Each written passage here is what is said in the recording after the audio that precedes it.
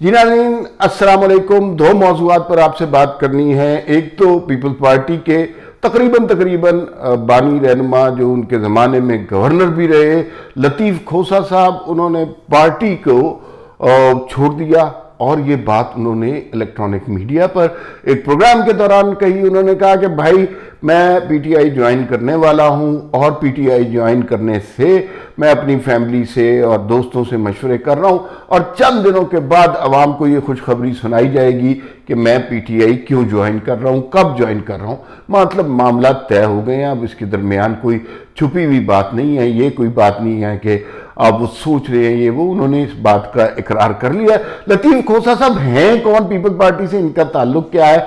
कुछ दिनों पहले आसिफ जरदारी ने इनके बारे में क्या कहा था, गवर्नर जब ये होते थे उस जमाने का क्या हाल है, उस जमाने में क्या कुछ होता था गवर्नर हाउस में, इस पर कुछ रोशनी डालेंगे। लेकिन इसके साथ साथ एक खबर और बहुत इंपॉर्टेंट है और वो खातून बहुत वायरल हो रही है। कल काजी फाइज ईसा बड़े दबंग तरीके से जमहूरियत कुछ लोगों के ऊपर बरस रहे थे और बड़े सख्त नाराज थे लाहौर हाई कोर्ट के जज पे, पिटिशनर उमैर नियाजी पर। माहौल में सरासीनगी छाई हुई थी। चीफ जस्टिस ऑफ पाकिस्तान जलाल में थे। उस वक्त अचानक एक खातून जिनका नाम मिशेल था और वो रोस्ट्रूम पे आ गई और उन्होंने चीफ जस्टिस ऑफ पाकिस्तान को मुखातिब करने की कोशिश की। एक दो लफ्ज ही उन्होंने कहे कि चीफ जस्टिस साहब ने उनकी तरफ निगाह की, बुरी तरह उन्हें डांटा जो वो डिजर्व करती थी। उन्हें कहा कि ये चीफ जस्टिस ऑफ पाकिस्तान एक फैसला लिखवा रहा है, आप कौन हैं? फिर उनसे उनकी तालीम वगैरह का भी पूछा, जिसका जवाब सवाए शर्मिंदगी के कुछ भी नहीं निकला। तो ये दो मौजूआत हैं जिन पर हमने बात करनी है। कल जो काजी फाइज ईसा की अदालत में हुआ वो सबको पता है। अचानक जमहूरियत पे शब खून मारने की कोशिश की गई और कहा इलेक्शन लेट होंगे। और इसमें लाहौर की हाई कोर्ट के वो बाकर नजफी साहब शामिल थे। उमैर नियाजी जो पीटीआई के ही बंदे थे, उन्होंने पिटीशन दी।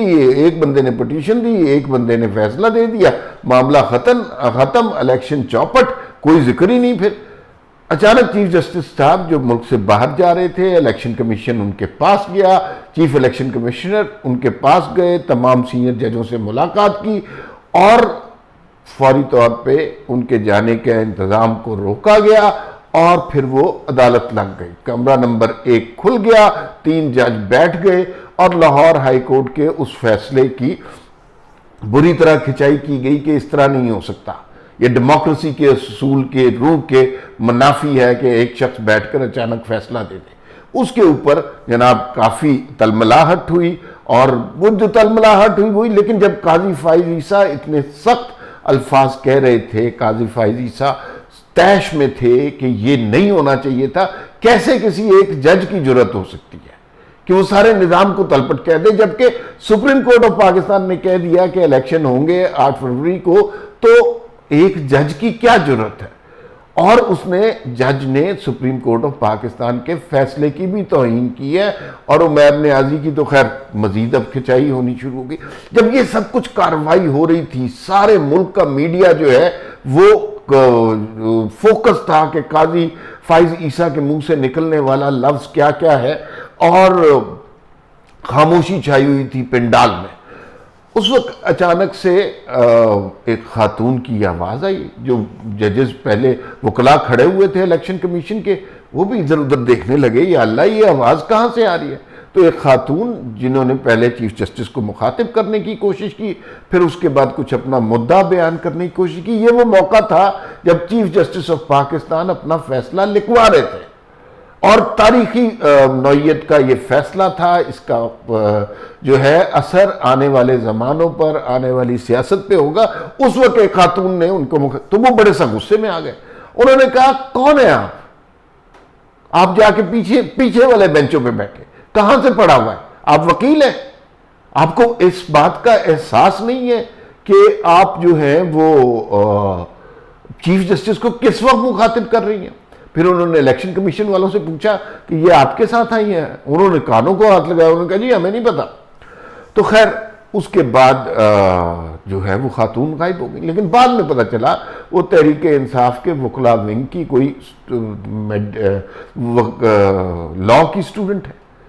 पता नहीं वो पहुंच कैसे गई, और फिर उन्होंने इतनी हिम्मत भी कर ली और उनका बड़ा मजाक उड़ रहा है, बड़ा तमाशा बन रहा है, इसलिए कि वो कुछ भी नहीं है। और वो इस तरह की, ये उन्होंने उसी तरह की हरकत करनी थी जैसे जो शायान नहीं करते इंग्लैंड में, कि अचानक एक वीडियो बनाएंगे, पीछे 3 बंदे खड़े होंगे और नवाज शरीफ के खिलाफ नारा लगाएंगे, फिर कहेंगे कि नवाज शरीफ के खिलाफ पूरा इंग्लैंड निकल आया। तो ये इसी तरह की वीडियो बनाने की कोशिश की थी। लेकिन इन खातून को अंदाजा होना चाहिए कि आप ये हरकत कहां कर रहे हैं।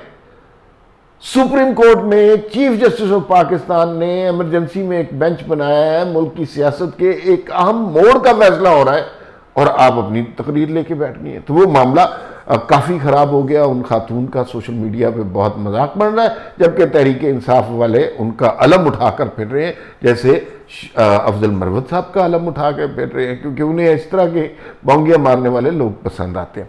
अब बात कर लेते हैं जनाब वो खोसा साहब की। खोसा साहब ने तो खुला खुला कह दिया कि भाई मैं तो बनूंगा तहरीक इंसाफ का हीरो। अब तहरीक इंसाफ वालों को समझ नहीं आ रही आजकल कि वो किसे हीरो मान लें। लतीफ़ खोसा को हीरो मानना है, अफजल मरवत को मानना है, बैरिस्टर गौहर खान को मानना है, ये खातून जो मिशेल हैं इनको मानना है, किसे मानना है? तो वो बहरहाल अब लतीफ़ खोसा साहब भी जल्दी उनके हीरो होंगे। लतीफ़ खोसा साहब ने पीपल्स पार्टी से बड़े फायदे उठाए, गवर्नर रहे पंजाब के, बड़े बड़े बड़े अल्ले तल्ले थे, बड़ी शान थी इनकी उस ज़माने में, और अपनी बिसात के मुताबिक इन्होंने अय्याशी भी बहुत की, करनी भी चाहिए। गवर्नर बन के नहीं अय्याशी की तो कब करनी है। लेकिन पीपल्स पार्टी से इनका रिश्ता बहुत पुराना। अभी पिछले दिनों एक इंटरव्यू हुआ, उसमें कहा गया आसिफ जरदारी साहब का, उन्होंने कहा हम लतीफ़ खोसा को नहीं जानते और हम उनके जिम्मेदार नहीं।